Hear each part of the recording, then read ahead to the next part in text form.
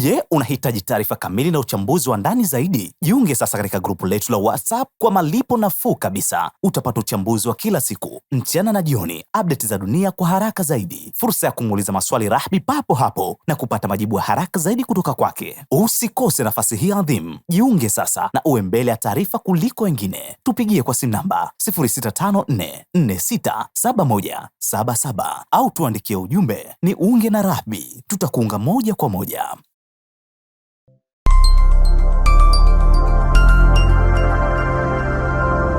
Rahby Digital, haki na ukweli ya duniani. Kumekuwa na tangazo ambalo ukiingia kwenye vyombo vya habari au mitandao yetu utaona linazungumzwa, linajadiliwa sana, la kuban visa Marekani, na zaidi linamensheniwa tu kuwa Tanzania. Nimeona hata kwenye vyombo vya habari East Africa limeandika kuwa Tanzania imeongezwa katika listi. Licha ya kuwa katika ile listi kuna nchi nyingi, lakini umeona nchi Tanzania imeongezwa katika listi ambazo haziruhusiwi, yani raia wake hawaruhusiwi kuingia Marekani. Ni habari kubwa kweli, ni habari kubwa. Lakini si mara ya kwanza. Hili ni tangazo la 3 la Trump katika kipindi chake cha utawala. Mara ya kwanza alivyoingia kwenye awamu ya kwanza pia kuna nchi alizizuia. Tanzania haikuhusika mara ile. Hata mara hii alitaja tena baadhi ya nchi na tena ametaja listi. Ngoja nisome hii taarifa alafu tujadili japo kidogo kuhusu hii taarifa. Nimejaribu kufuatilia vyombo vya habari vingi ambavyo vimezungumzia hili swala. Nilikuwa natafuta ningeipata tangazo kamili la White House kuhusu nchi zilizotajwa, lakini naona taarifa zaidi iko kwenye vyombo vya habari. Nje ya BBC nilikuta ndio imeadiwa Tanzania, lakini taarifa niliyosoma kwenye vyombo vya habari vingine sikuona sehemu imeandikwa Tanzania, ila niliona baadhi ya nchi ambazo zimeunganishwa kwenye hiyo nchi, kwenye hilo tangazo, ambazo zilikuwa ni Burkina Faso, Mali, Niger na Sudani ya Kusini. Halafu mwendelezo ndio unaiona kama Tanzania ipo. Taarifa hii inasema hivi: Rais Donald Trump amepanua marufuku ya usafiri ya Marekani, akiwazuia raia kutoka nchi 5 zaidi na watu wanaosafiri kwa hati zilizotolewa na mamlaka ya Palestina kuingia Marekani. Ikulu ya White House ilisema vikwazo hivyo vilikusudiwa kulinda usalama wa Marekani na vitaanza kutumika kuanzia tarehe 1 Januari. Vizuizi vya kuingia kikamilifu, elewa, vizuizi vya kuingia kikamilifu vitawekwa kwa watu kutoka Burkina Faso, Mali, Niger, Sudani ya Kusini na Syria, pamoja na wamiliki wa pasipoti za Palestina. Zuio kamili, yani wewe ukiwa unamiliki moja ya pasipoti kutoka katika hizi nchi, hata uwe nini hauingini, yani ni zuio kamili. Zuio kamili, hauwezi kuingia Marekani. Utawala huu pia ulihamisha Laos na Sierra Leone ambazo hapo awali zilikuwa chini ya vikwazo vya sehemu kwenye orodha kamili ya marufuku na kuweka vikwazo vya sehemu kwa nchi zingine 15 ikiwemo Nigeria, Tanzania na Zimbabwe. Nadhani ufafanuzi ndio ulitakiwa uje hapa.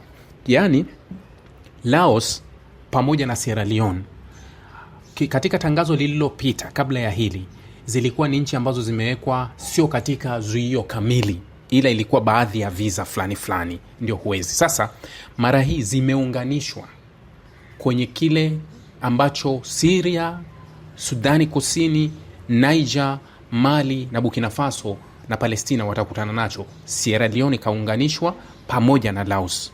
Sambamba sasa anasema kwenye orodha kamili ya marufuku, wanasema kwenye orodha kamili ya marufuku ndio wamewekwa na kuweka vikwazo vya sehemu, yani vikwazo baadhi ya sehemu katika nchi zingine 15 ikiwa pamoja na Nigeria, Tanzania, Zimbabwe. Yani vikwazo vya sehemu, tuelewane. Trump ambaye ameimarisha udhibiti wa uhamiaji tangu aliporejea ikulu ya White House mnamo Januari, alisema marufuku ya usafiri iliyopanuliwa ilikuwa muhimu kwa sababu ya kile ambacho utawala wake ulielezea kama kushindwa katika uchunguzi na ukaguzi wa mifumo ya nje ya nchi. Maafisa walitaja viwango vya juu vya kukaa kupita kiasi kwa visa, rekodi za kiraia zisizoaminika, ufisadi, shughuli za kigaidi na ukosefu wa ushirikiano katika kuwapokea raia waliofukuzwa kwenye nchi. Mmeelewa hii wanavyosema? Maafisa walitaja viwango vya juu vya kupita kiasi, yani watu wanaochukua visa wanaenda wakikaa Marekani, wanatupa zile karatasi au wanatupa visa, wanakuwa wamezamia.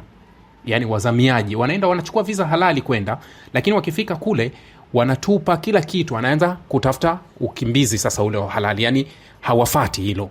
Hiyo moja. Au wale waliochukua visa halali wanapitiliza ule muda. Visa ina muda, una siku 30 na sheria nchi na kutaka uondoke. Hata sisi kwetu tuna sheria hiyo, mtu akija hapa akazidisha, tukimkamata ni kosa kisheria. Sasa wanaoenda wanazidisha hilo. Alafu rekodi za kiraia zisizoaminika, yani rekodi ambazo kuna wakati kulikuwa kuna kashfa nyingi kwa nchi nyingi za Kiafrika, watu kuchukua pasipoti kutoka nchi fulani, anakuwa hausiki na nchi hiyo, isipokuwa anaweza akatumia pesa akapata pasipoti ya nchi fulani na akaweza kuingia kusafiri kwenda kwenye nchi fulani. Sasa ndio anasema rekodi zisizoaminika. Rekodi zisizoaminika. Mwaka fulani nilikuwa na nchi fulani, sitaki kuitaja.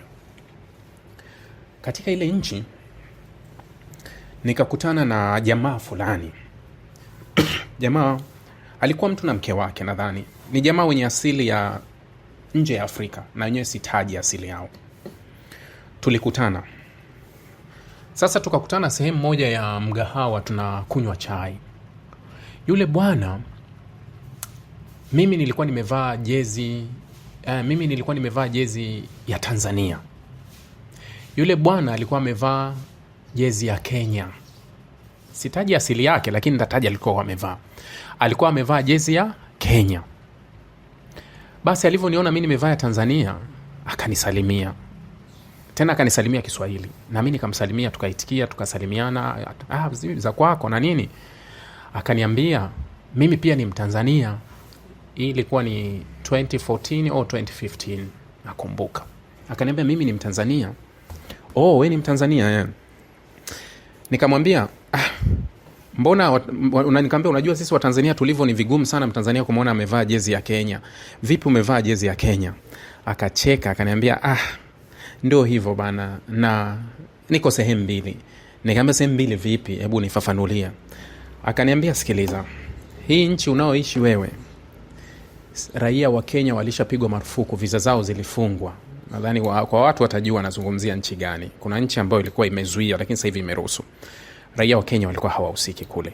Akasema hii nchi, visa za Kenya au pasipoti ya Kenya ilikuwa iko banned, hauwezi kuingia. Kwa hiyo mimi nilichofanya nikaenda Tanzania, nikapata passport ya Tanzania, ndio nikaja kufanya kazi hapa.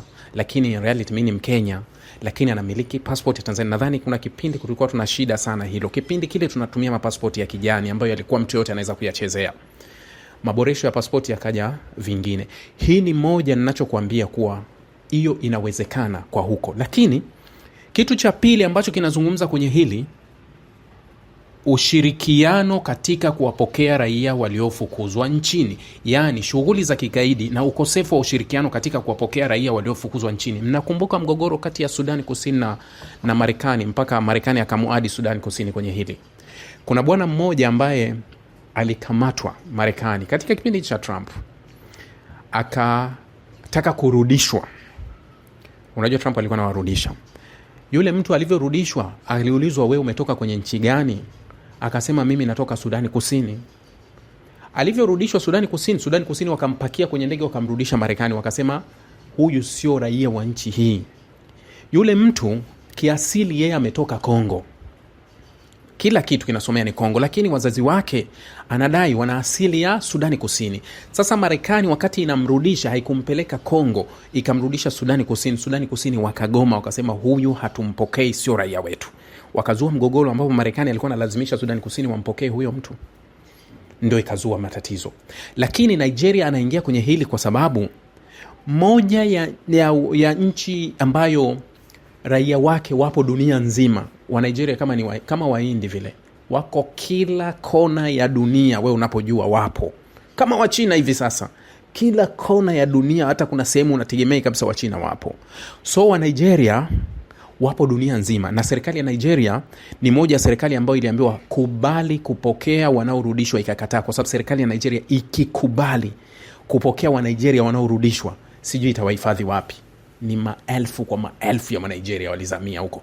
Kuna kashfa moja iliwahi kutokea Ghana mwaka juzi, na vyombo vya habari viliandika kule Ghana.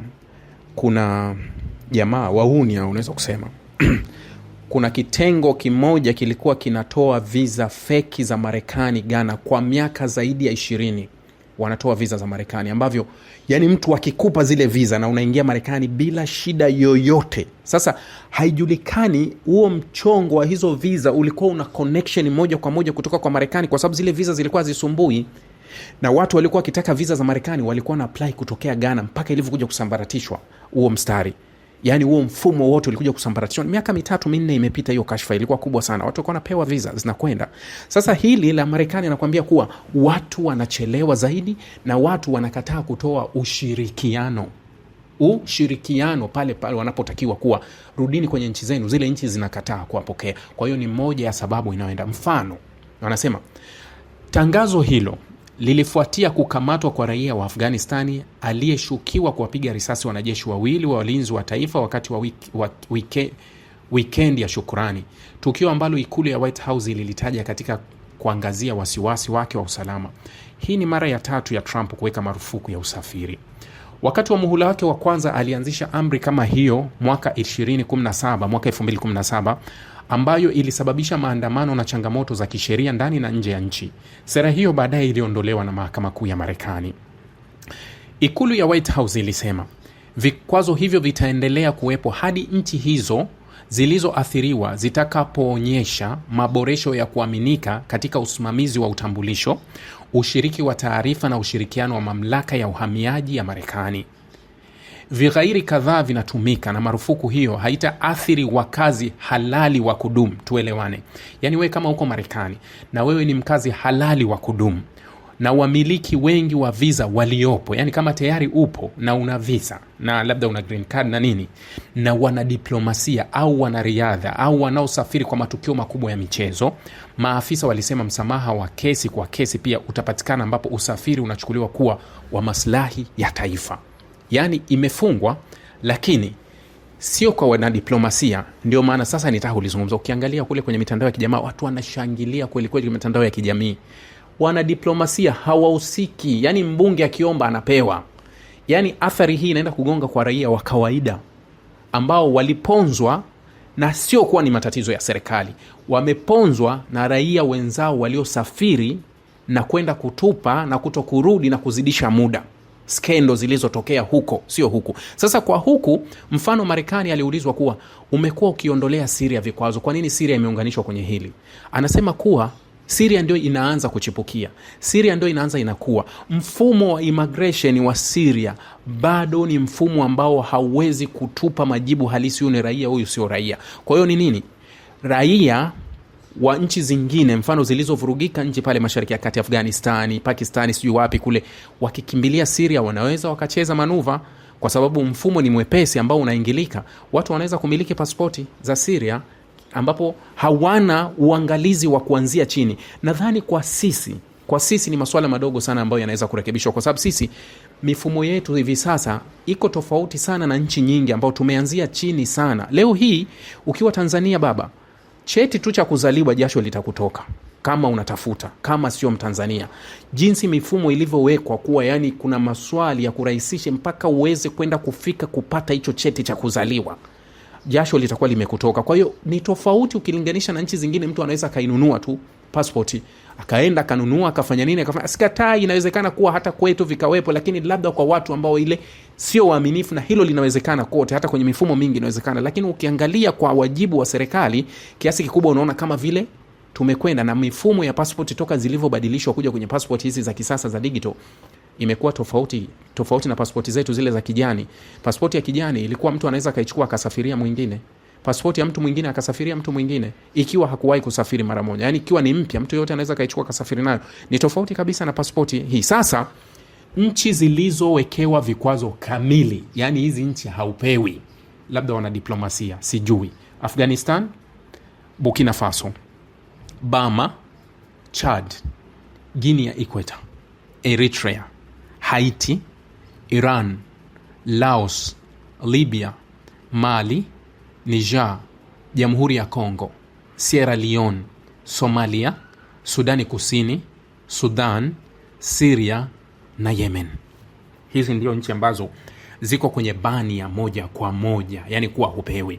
Sasa nchi ambazo watu wanasafiri kwa hati ya kusafiri, yani nchi ambazo unaweza ukaomba sasa, lakini wakaangalia baadhi ya visa zinakuwa labda unaomba visa fulani fulani, hizo baadhi vikwazo vya sehemu, yani hivyo vikwazo sio vya ile full kama hizo nchi zingine, ni Angola, Antigua Barbuda, Benin, Burundi, Cote d'Ivoire au Ivory Coast, Cuba, Dominica, Gabon, Gambia, Malawi, Mauritania, Nigeria, Senegal, Tanzania, Togo, Tonga, Venezuela, Zambia, Zimbabwe. Hawa wote wamezuiliwa kwa baadhi ya visa, sio zile visa za 100% kwa haupati, no, baadhi tu ndio wanaweza wakaingia. Kwa hiyo hili nilitaka nilieleweshe kwa upande kidogo, nilifafanue kuhusu hili. Sasa mchana nilitaka kuzungumza hili swala lakini muda nikakosa, la kuhusu onyo la Marekani. Marekani imeiambia EU iache haraka mali zilizotaifishwa za Urusi, kwani ugawaji wowote wa fedha hizo unaweza kudhoofisha mazungumzo na Moscow katika mazungumzo ya amani ya Ukraine. Waziri Mkuu wa Poland Donald Tusk amedai, ameambiwa na Marekani. Marekani anawaza hela, didi zake hazitaki kuharibika. Baada ya kuongezeka kwa uhasama kati ya Urusi na Ukraine mnamo Februari 2022, waungaji mkono wa Kiev wa Magharibi wamezuia takribani dola bilioni 300 katika mali huru za Moscow, ambapo dola bilioni 246 zimezuiwa na nchi wanachama wa EU. Majadiliano kuhusu mali za Urusi zilizozuiwa yameongezeka ndani ya kambi hiyo katika wiki za hivi karibuni, baada ya rais wa tume ya Umoja wa Ulaya Ursula von der Leyen kupendekeza kutumia fedha hizo kuunga mkono mkopo wa fidia kwa Ukraine. Akizungumza kufuatia mkutano kati ya wapatanishi wa Ukraine na Marekani huko Berlin Jumatatu, Tusk alisema kwamba kulikuwa na tofauti wazi ya maoni kati ya Washington na Brussels kuhusu suala la fedha za Urusi zilizotaifishwa au zilizogandishwa. Wamarekani wanasema tuache mali hizi za Urusi, tusiziguse. Kulingana na waziri mkuu wa Poland, kulingana naye, Washington ina wasiwasi kwamba ikiwa EU itaamua kunyakua fedha hizo zilizozuiwa, Urusi itachukua msimamo mdogo wa mazungumzo katika mazungumzo ya kukomesha mzozo wa Ukraine. Yani Urusi haitotilia maanani mazungumzo, itakuja tu kawaida. Sasa wiki iliyopita nchi wanachama wa EU zilipiga kura ya kufungiwa kwa muda kwa fedha huru za Urusi. Uongozi wa kambi hiyo ulilazimika kutumia mamlaka ya dharura kushinda upinzani wa nchi wanachama ikiwemo pamoja Hungary na Slovakia. Yani wamepiga kura sasa ya kuzizuia kwa muda, yani kuwa hata Urusi akizitaka zile pesa hazifuate, yani wanapiga kura, yani kura za kutaifisha mali, yani kura za wizi, kuwa mali sio yako, unaenda kupiga kura kuwa tutaizuia kwa muda. Sasa upinzani ulikuwa ni kati ya Viktor Orban Hungary na Slovakia Robert Fico. Hawa ni masikio na macho ya Urusi ndani ya EU, mnawajua. Ubelgiji pia imeeleza wasiwasi kwamba ingeachwa bila msaada na kambi hiyo mbele ya kesi ya Urusi. Hifadhi ya Euroclear iliyoko nchini humo inamiliki sehemu kubwa ya mali zilizozuiwa. Sasa Ubelgiji wanapokataa, kwa sababu kuanzia mwanzo Ubelgiji walikataa, wakasema sikilizeni, zile fedha kiasi kikubwa ziko Ubelgiji na zinashikiliwa Ubelgiji. Ubelgiji akasema mimi sizitoi hizi hela, mkitaka mjitie bondi wote kuwa kama tukizitoa hizi hela lazima msaini makubaliano ya kisheria kuwa hizi fedha zitapotakiwa, zile nchi zilizosaini makubaliano na kutaka hizi fedha zitoke zitarudishwa haraka ili tumpe Urusi. Kuliko Ubelgiji anasema kuwa hii kesi mtaniachia mimi. Ubelgiji imeeleza wasiwasi kwamba ingeachwa bila msaada katika kambi hiyo kwa kesi. Yani kesi, Urusi hawezi kwenda kumdai Ujerumani, wala Urusi hawezi kwenda kumdai sijui na nani, atadili na Ubelgiji ambako pesa zake zipo. Oya, nataka pesa zangu.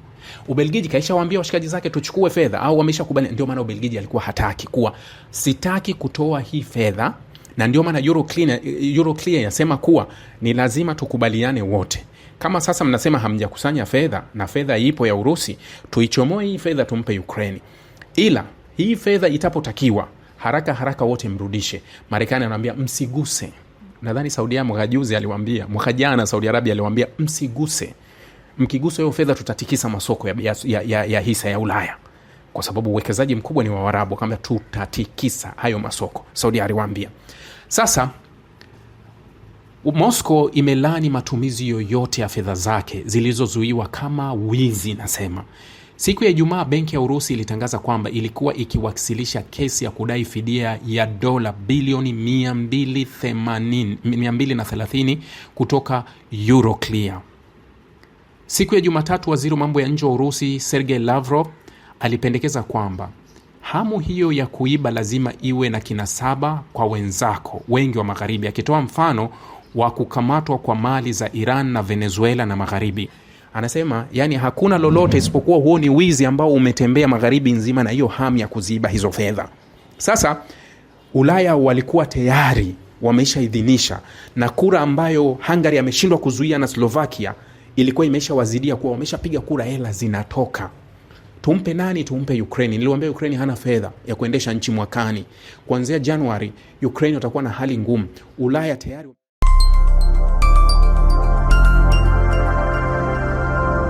Rahby Digital, haki na ukweli.